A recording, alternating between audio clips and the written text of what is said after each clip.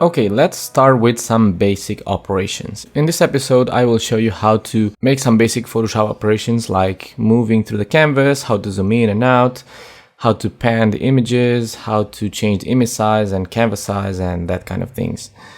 Learning how to operate in Photoshop using keyboard shortcuts is really important because you can work as much as 7 times faster than going through the menus. From this episode on, I will start to introduce keyboard shortcuts. And if there's one important thing you can learn from this course, keyboard shortcuts are maybe the most important things that you can learn from this, because it's going to help you on the long run tremendously. Now, if you go into the stock images, you will find this image. Maybe I'll add more, but open this image in Photoshop. You can drag it to the Photoshop icon, and it's going to create a new document, and you can see that we have our workspace ready. Now, if you want to change the size of this, you can see that the size I have here is at just 12% zoom. If I want to zoom in at the actual size of the image, I can use this bar over here, this slider, and just zoom in increments, or I can press Command 1 or Control 1 if you're on Windows. This will zoom at 100% straight away. And on the navigator, you'll see this box, this red box. This allows you to move through the image. This is one way of panning through the image. And another even quicker way of doing it without moving from the canvas itself. Remember that the canvas is the work area itself. Now, if you want to pan through the image without having to go to the navigator, you just have to press and hold the spacebar, and you can see the tool turns into a hand, and if you just click and drag, you can move through the image. This works no matter what tool you have selected. So any of the tools that you have selected from here, when you press the spacebar, it's going to select the hand icon temporarily, and you can pan through the image and then just continue working on that area. You can also zoom in and out using the Alt option and the mouse wheel. Press and hold the Alt or Option key on a Mac and using the mouse wheel. And if you just use the mouse wheel without pressing any key on your keyboard, you're just going to move up and down. And if you press the Command key and use the mouse wheel, you will move left and right. So that's how it works. Now, the next thing you want to learn is how to change the size of the image. Let's say you want to have this for a website, for example. 4000 pixels is way too much. For those who are not familiar with these sizes, the size of modern screens are usually Full HD, which is 1080p, or 1920 pixels in width. So you don't want to have really huge images because those will make your website load really slow. Or even on your mobile phone, you don't need images wider than 2,000 or 3,000 pixels. So in order to make the image smaller, you can use the image size. You can go to the menu image size, or press Option Command I. You see the keyboard shortcut on the screen, or Alt Control I if you're on Windows. By default, the size is locked, so when I change the width, it's going to also change the height of it according to the value that I set here. For example, let's make it 2000 pixels wide and click OK. I don't know if you noticed, but now the document size decreased a lot. If you just take a look at the image here on the bottom left, I'm going to undo with Control Z or Command Z, a really important keyboard shortcut. It works on other software as well. You can see that it was 69.8 megabytes. I'm going to the history to just redo that step, and you can see it's dropped, let's see, to 69.8. So to 14 pixels, okay, to 14.3. Now the image is a lot smaller. If I zoom in at 100%, this is how it looks like. Usually when you make an image small, it's gonna increase the quality, the perceived quality as well. But what happens if you want to crop the image? What happens if you, for example, you want to make it square? You can use the canvas size. If you go to image, you will see the canvas size option here, along with the keyboard shortcut, which is Option Command C. C stands for canvas.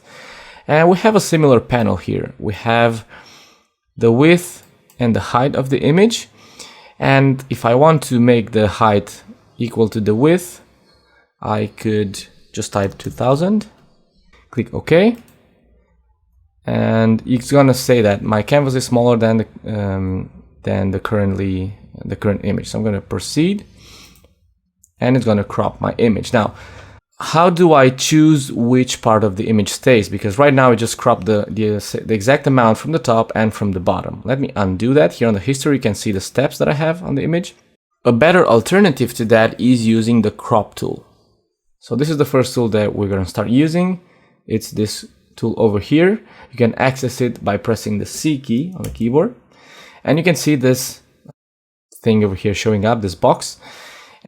Also notice how the options bar changed. Now we have a few presets here. We can have a square ratio, we can have an 8:10, or we can put our own. For example, if you want an HD, we can put 16:9, for example, which I know is the ratio of the HD resolution. And the benefit here is that you can click and move this around and just crop the image and keep the part that you like. Let's set it on square as it was, 1.1, and now I can choose which part of my image to keep. So I will put it right over here.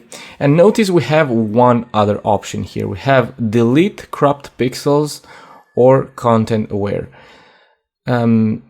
Delete cropped pixels means that if I check this, everything that is underneath, well, that is outside my box here will be lost and I cannot recover it. Let me demonstrate that. I'll press enter or just click this checkbox icon. And you can see that my image now is just cropped. If I want to move it, first you will notice that it's locked here on the layers panel. I'm going to talk about this later. If you click it, it's going to turn it into a layer. But if I move this now, you can see that that part is lost. Let me undo and try it again. But this time I will not check delete cropped pixels. And you will see the difference. I'm going to click and drag this here and press enter. Now you will see that it automatically unlocked the layer. I did not have to click now. And if I use the move tool again, which is the first tool here on the top left, really useful keyboard, the V key will select the move tool. So wherever you are on the toolbar here, if you press the V key, it's going to select the move tool. Check what happens now if I move this. You can see that the bottom part is still there. So I can keep dragging this and just reposition my image however I want. So the canvas is just like the container. You can have content outside of it, like in this case, unless you choose to delete the cropped pixels there when you use that tool. So these are the really basic operations that you can do. Let's make a quick recap. You can zoom in and out by pressing and holding the Option and using the mouse wheel, or Alt key on Windows and using the mouse wheel. If you use the mouse wheel alone, you just move up and down. If you press and hold the Command key or Control on Windows and use the mouse wheel, you will move left and right. If you press and hold the spacebar, which is the best option, you can freely click and move this around. And this works no matter which tool you have selected from here. Just press and hold the spacebar and move this around. If you want to zoom to the actual pixels of the image, you press Ctrl 1 or Command 1. This will zoom to 100%. And using the navigator box here, you can move around again, just like we did with the spacebar. If you want to fit the image on the screen, press Ctrl 0 or Command 0. This will zoom in to fit your image on the screen. And one other thing that you can do, this maybe belongs more to the interface episode, the first episode, which is if you press the Tab key on the keyboard, you can change the aspect of this. If you press the F key, you will switch to full screen. And if you now press the Tab key, you can hide those panels there. So you can switch to different viewing modes.